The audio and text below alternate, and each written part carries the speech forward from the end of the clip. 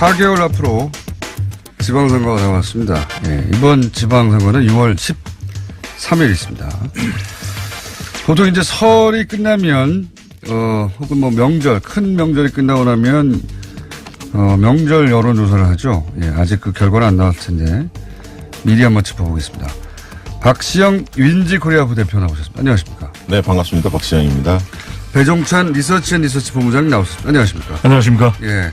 지난번 두 분이 나오셨을 때, 첫 번째 굉장히 반응이 좋았고요. 두 번째 나오셨을 때, 이 코너 사라지겠구나. 했는데 또. 연락이 없으셔가지고 사라진 줄 알았습니다. 네. 명절 직후에 또 이런 거 한 번씩 하니까. 네. 예. 아이고, 죄송합니다. 제가 잘못했네요. 우리가 사라지지는 않은 거죠. 네. 자, 한번 짚어볼까요? 물론 뭐 4개월이면 아직 많이 남았어요. 예, 많이 남았고, 올림픽도 아직 안 끝났고, 올림픽으로 인한, 여론이 어떻게 될지도 아직 뭐 확연히 드러나지는 않는데. 네. 지금 현재 기준으로 한번 짚어보죠. 우선 지방선거를 좌지우지할 변수들이 뭐가 있을까? 한번 짚어보겠습니다. 박 대표님. 네. 예. 부대표 빼고 그냥 대표로 할게요. 발음이 힘들어가지고. 예. 예. 배 부장님이라고 할게요, 그냥. 네, 알겠습니다. 본부장이 좀 더 높긴 한데, 네. 예. 감수하겠습니다. 네. 예. 그렇게 짧게 해야지, 이게. 네네. 자, 박 대표님 보시기에 변수는 뭐가 있습니까? 저는 한 5가지 정도 보는데요. 5가지나 있습니까? 네. 네. 왜냐하면 남북관계에 당연히 변수가 있고요. 네. 그 다음에 개헌 변수가 있고, 그 다음에 이제 그 최저임금이나 이런 경제 이슈가 네. 있는데, 거기에 덧붙여서 2가지 변수 더 있는 것 같아요. 뭐냐면, 하나는 반부패 전선이 여전히 유지될 것 같다. 그러니까 MB 수사 문제 네. 이어서 또 생활적 폐해가 많이 나타나고 있지 않습니까? 채용비리, 갑질 논란 이런 등등이 이어져서 반부패 전선, 공정사회 이 부분이 있을 것 같고요. 또 다른 한 가지는 가짜 뉴스가 굉장히 횡행하거든요. 그래서 이제 실제로 그 파괴력이 이번 설 민심에서 상당히 확인이 됐는데 이 부분에 대한 대처 이것도 큰 변수 중에 하나라고 보여집니다. 이게 이제 20, 40대 혹은 50대까지도 잘 느끼지 못해요. 가짜뉴스 하는데 포탈에 뭐 가짜뉴스가 막 있는 게 아니거든요. 근데 이제 나이가 좀 있으시면 60대 이상 되시면 본인의 카톡으로 끊임없이 뭐가 날라옵니다. 네. 네. 끊임없이 뭐가 날라오는데 출처를 알 수 없는. 근데 예를 들면 고려 연방제를 곧 할 거다라든지 읽고 있으면 야, 이거 말도 안 되는 소리를 뭐 이런 소리를 뿌리고 있어 하는데 그런 뉴스가 끊임없이 날라오거든요. 네. 북한에 이번에 내려왔는데 네. 몇십 조를 준다더라. 준다고 퍼졌다. 했다더라. 뭐 이런 식의. 그거가 굉장히 형식을 갖춘 네. 뉴스의 꼴을 갖추고 막 퍼져요. 예. 저희 왜 그냥 냅두나 모르겠어요. 예, 저희 집안 식구들도 모였는데 그 얘기 나오더라고요. 그런 걸 받아봤다고. 네. 60대 막 들어선 누님께서 그 얘기를 해서 저희 페이스북에 친구들 이야기도 들어보니까 민심 얘기 들어보니까 아니 60대들하고 친하세요? 아니 뭐 그 나이 때는 아니지만 네, 그 누님들 얘기를 들어보면 곧 실제로 60대. 예. 네. 네, 곧 60대. 네. 아닙니다. 50대까지만 들어서신 거 아니에요? 예, 50대 후반부터 60대에 상당히 많이 이번에 퍼져 있다. 특히 영남권에 네. 굉장히 유포가 많이 된 것으로 확인됐습니다. 이거 이제 경찰에서 저는 단속해야 된다고 보는데 한두 번에 끊임없이 지속적으로 업그레이드 해가며 그때그때 사안에 따라 누가 의도적으로 뿌리는 거거든요, 이거. 그렇죠. 예. 근데 어쨌든, 그 이하 연령대는 뭐 가짜뉴스가 있다고 그래. 뭐 게시판에서 가끔 그런 거 누가 믿어 하는데 그게 아니라 본인의 개인 카톡으로 계속 옵니다, 이게. 이게 이제 어르신분들이 새로운 어떤 의사소통 수단으로 뭐 단톡, SNS 이런 걸 이제 이용하기 시작했다라고 볼 수 있는 부분이고 사실 근거가 없는 뉴스가 근거요? 네, 근거. 네. 전파된다는 거죠.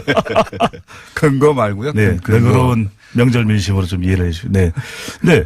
최근에 관련된 조사가 있었는데 우리나라에도 이제는 뉴스를 고지고대로 믿지 않는다. 그런 여론도 있거든요. 맞습니다. 그거. 그런 만큼 우리나라가 이웃 일본하고 비교한 조사도 있었는데 우리가 그래도 좀 더 긍정적인 것은 근거를 반드시 확인하더라고요.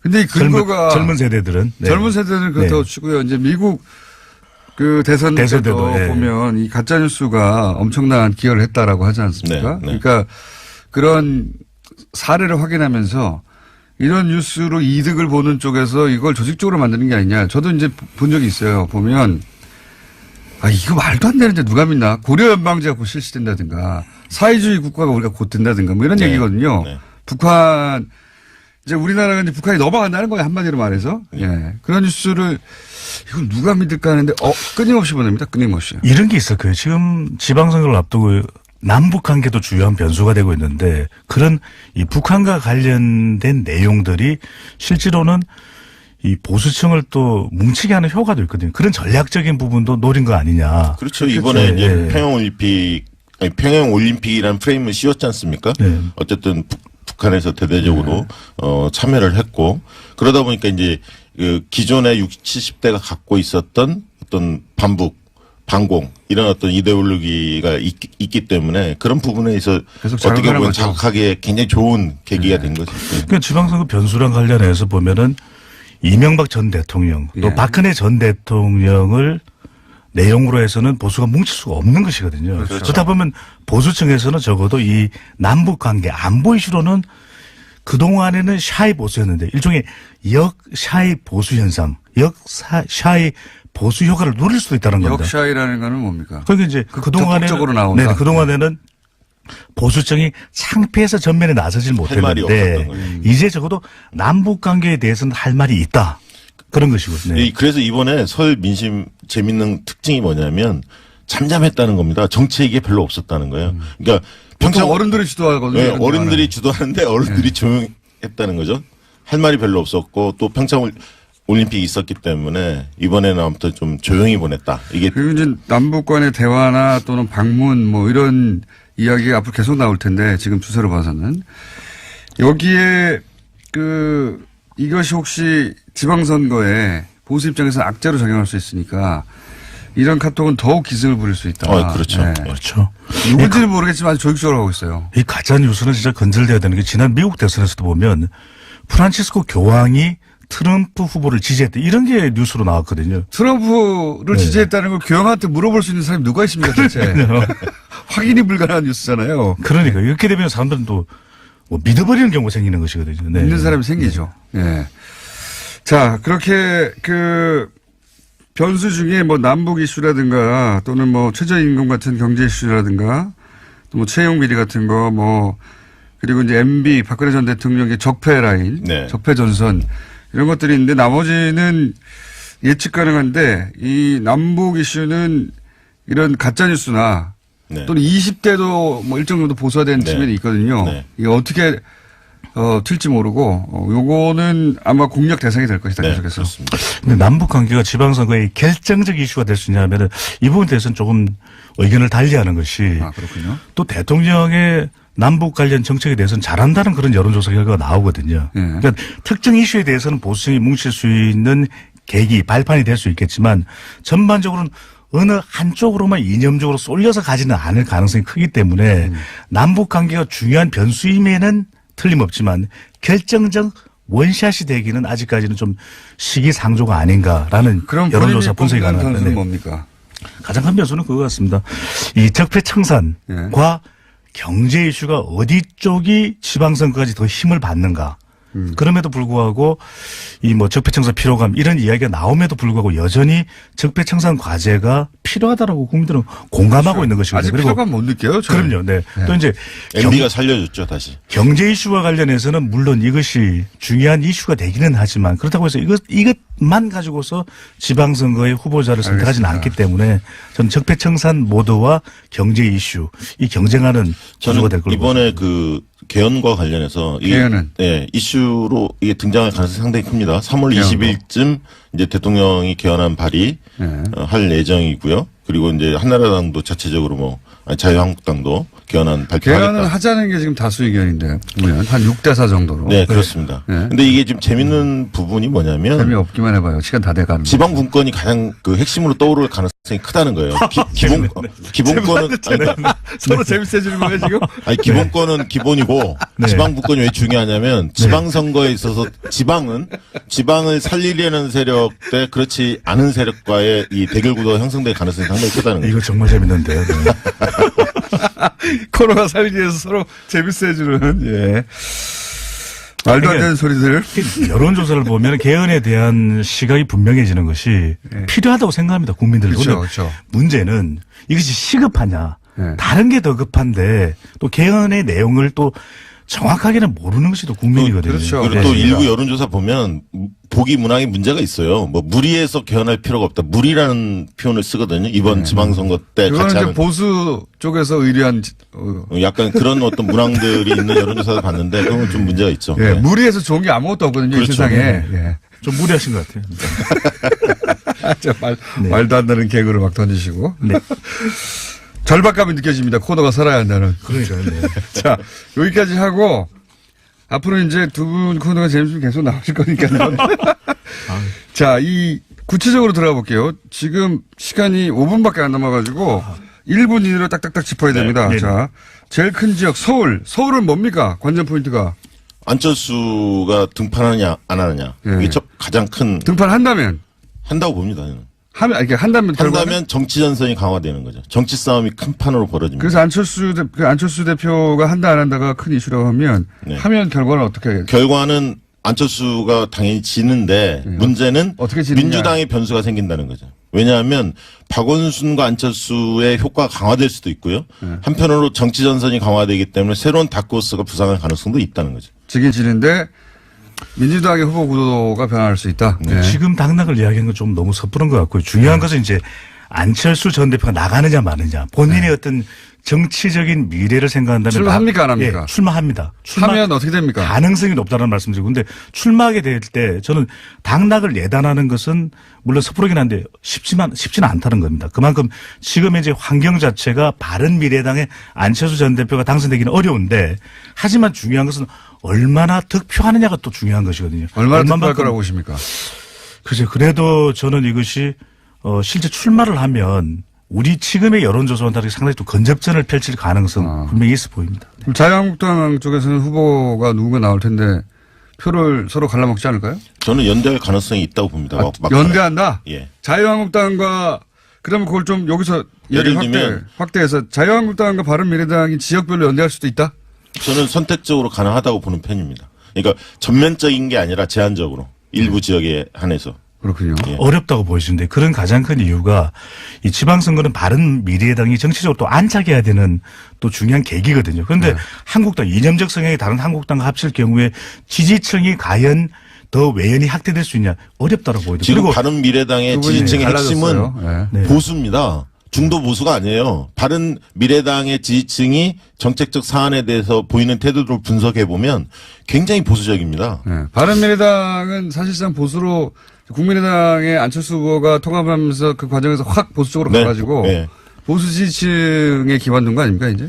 근데 선거라는 것은 당의 정체성이 또 고추 세워지는 매우 중요한 시기거든요. 근데 연대하기보다는 오히려 지지층은 그대로 가라는 연대보다는 그대로 가라는 이야기를 많이 할 수밖에 두 분이 없는 이제 게. 갈렸고 자 네네. 그러면 PK는요? PK 가능성은 PK는 결국은 이제 여기서 소위 민주당 약진하느냐 마느냐의 문제잖아요. 민주당이 저는 상당히 약진할 거라고 보는데 지금 PK 민심의 핵심 중에 하나가 경남에서 기초단체장 3명이 그 자유한국당을 탈당해서 민주당 입당했거든요. 분위기가 안 좋다 보니까. 예. 그리고 또 김경수 등판이 거의 확실시 되는 분위기인 것 같습니다. 예. 그렇다면 경남 선거가 굉장히 뜨거워질 거고 또 부산 선거하고 또 연계가 되는데 저는 부산 경남 원사이드는 없다고 봅니다. 박빙 선거로 가는데 박빙 선거인데? 그런 측면에서 그래도 과거보다는 훨씬 더 가능성이 높아졌다. 민주당 어떻게 입장에서는. 평가하십니까 본부장님? 네. 박시영 부대표시죠. 부대표 말씀하신데 저는 공감을 하고. 공감하면 넘어가죠 그럼. 네. TK는요 TK. 공감 안 하는 부분. TK는 김부겸 장관이 그 대구시장에 출마 안 할 것으로 거의 알려지고 있는데요. 그런 측면에서는 과거보다는 약진은 하겠지만 결국 자유한국당이 석권을 하리라고 봅니다. 어떻게 보십니까? 저도 이제 공감하면 공감을 넘어가고요. 네, 넘어가겠습니다. 네. 자, 호남이요, 호남. 호남 어떻습니까? 호남은 민주당, 민평당, 뭐 바른미래당까지 있는데 바른미래당의 3파전의 한 축이 될까는 싶고 민주당, 민평당의 양강구도 아닙니까 사실? 그렇죠. 네. 그렇게 여기는요? 봐야 하는데요. 광역 단위는 민주당이 상당히 우세할 것으로 보여지는데 기초단체장의 경우에는 현직이 그 민주평화당 소속인 그 현직 광역은 민주. 예, 기초는 평화, 접전이 있을 가능성이 크다. 어떻게 보십니까? 공감합니다. 네. 오늘 이제 방송 너무 날로 먹는. 박시영 부대표, 배종찬 본부장이었습니다. 감사합니다. 감사합니다. 네, 코너 삽니다, 이거. 경제 이슈가 있는데 거기에 덧붙여서 두 가지 변수 더 있는 것 같아요. 뭐냐면 하나는 반부패 전선이 여전히 유지될 것 같다. 그러니까 MB 수사 문제 이어서 또 생활적 폐해가 많이 나타나고 있지 않습니까? 채용 비리, 갑질 논란 이런 등등이 이어져서 반부패 전선, 공정사회 이 부분이 있을 것 같고요. 또 다른 한 가지는 가짜 뉴스가 굉장히 횡행하거든요. 그래서 이제 실제로 그 파괴력이 이번 설 민심에서 상당히 확인이 됐는데 이 부분에 대한 대처 이것도 큰 변수 중에 하나라고 보여집니다. 이게 이제 20, 40대 혹은 50대까지도 잘 느끼지 못해요. 가짜뉴스 하는데 포털에 뭐 가짜뉴스가 막 있는 게 아니거든요. 근데 이제 나이가 좀 있으시면 60대 이상 되시면 본인의 카톡으로 끊임없이 뭐가 날라옵니다. 네. 네. 끊임없이 뭐가 날라오는데 출처를 알 수 없는. 근데 예를 들면 그 고려 연방제를 곧 할 거다라든지 읽고 있으면 야, 이거 말도 안 되는 소리를 뭐 이런 소리를 뿌리고 있어 하는데 그런 뉴스가 끊임없이 날라오거든요. 네. 북한에 뭐 이번에 내려왔는데 뭐 몇십 조를 준다더라. 준다고 퍼졌다. 했다더라. 뭐 이런 식의. 그거가 굉장히 형식을 갖춘 네. 뉴스의 꼴을 갖추고 막 퍼져요.